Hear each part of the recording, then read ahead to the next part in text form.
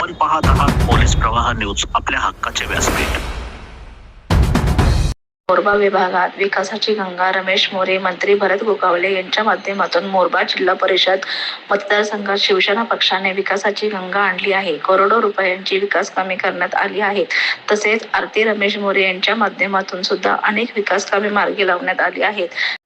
खरं तर या ठिकाणी सांगायचं म्हटलं तर मोरबा जिल्हा परिषद गटामध्ये मागच्या 7 वर्षापासून 7 वर्षापूर्वी जिल्हा परिषद सदस्य म्हणून माझी मिसेस आरती मोरे ह्या त्या मतदारसंघातून प्रचंड मताधिक्याने निवडून आलेल्या आहेत आणि निवडून आल्यानंतर त्यांनी मोरबा जिल्हा परिषद गटातील कुठलंही गाव, कुठली वाडी, कुठली वस्ती त्या न सोडता त्या प्रत्येक ठिकाणी त्यांनी त्या विकासाचं काम केलेलं आपण या ठिकाणी मोरबा जिल्हा परिषद गटातील जनतेने लोकांनी पाहिलेलं आहे।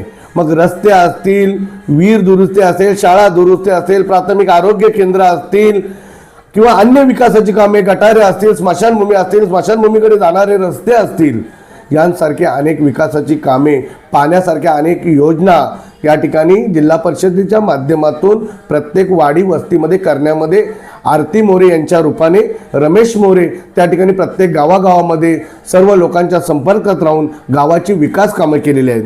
त्यामुळे मला या ठिकाणी कुठलीही चुरस किंवा कुठल्याही मनामध्ये काही येत नाही।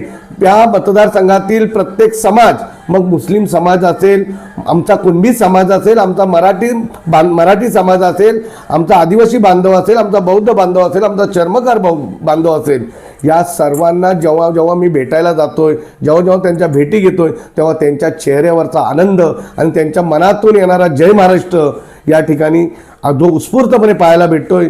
त्यामुळे या मतदारसंघामध्ये रमेश मोरे आणि शिवसेना आणि सन्माननीय महाराष्ट्र राज्याचे कॅबिनेट मंत्री आदरणीय भरत गोगावले यांनी तर त्या मतदारसंघात विकासाची गंगा आणलेली आहे। करोडो रुपयाची विकास कामं त्या ठिकाणी करण्यामध्ये नामदार भरत गोगावले साहेब या ठिकाणी यशस्वी झालेले आहेत। जिल्हा परिषदेच्या माध्यमातून त्या ठिकाणी प्रत्येक गावागावात रमेश मोरे कामं करण्यामध्ये यशस्वी झाले आहेत। त्यामुळे ही निवडणूक माझ्यासाठी कुठलीही चुरस नाही, तर या मतदारसंघामध्ये मी प्रचंड मताने 7 तारखेला विजयी होईल याबद्दल माझ्या मनामध्ये शंका असण्याचं कारण नाही। त्याचं कारण या ठिकाणची जनता, या ठिकाणचे मतदार हुशार आहेत। ते नक्कीपणे जो विकास करतो, जो त्यांच्या सुखदुःखात धावून जातो, रात्र असेल, पहाट असेल, मग तहसील ऑफिस असेल, प्रांत ऑफिस असेल, पोलीस स्टेशन असेल, सरकारी दवाखाना असेल, अशा ठिकाणी जो त्यांच्या मदतीला धावून जातो त्याला निवडून दिल्याशिवाय लोक राहणार नाहीत, एवढा विश्वास या ठिकाणी मी व्यक्त करतो।